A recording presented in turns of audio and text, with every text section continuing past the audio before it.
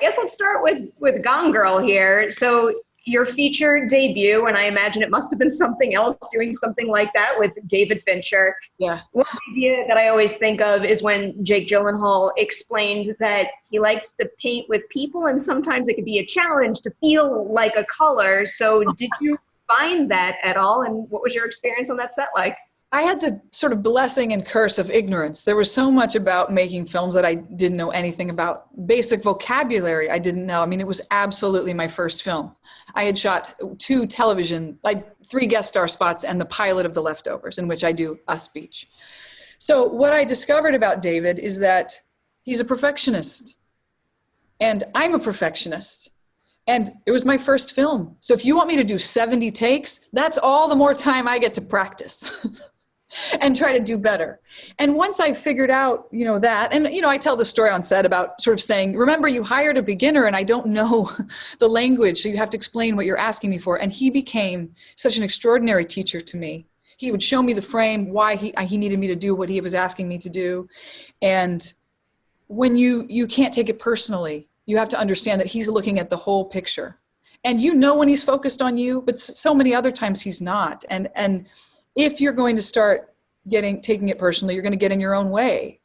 And that doesn't help anybody. Also, people think of him as a perfectionist, but he loves mistakes because to him, those are often the most human moments.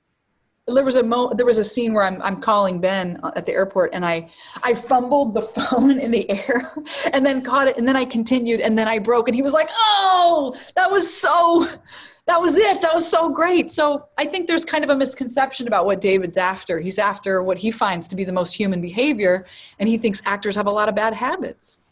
So going into that as a first timer who didn't know a lot about that process, but it also sounds like David actually took the time to be a teacher of sorts. Mm-hmm. Did you ever find yourself in the situation where as a newcomer, you are afraid to ask what you might think is a silly question? Yes.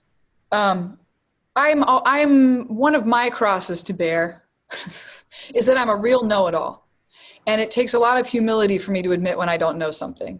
And the older I get, the more humble I get and the easier that's getting to admit that I'm wrong. And I have to say, it was really inspiring to be on set with Tyler Perry because Tyler, who I love, would always say to David, he'd be like, I don't know what that word means.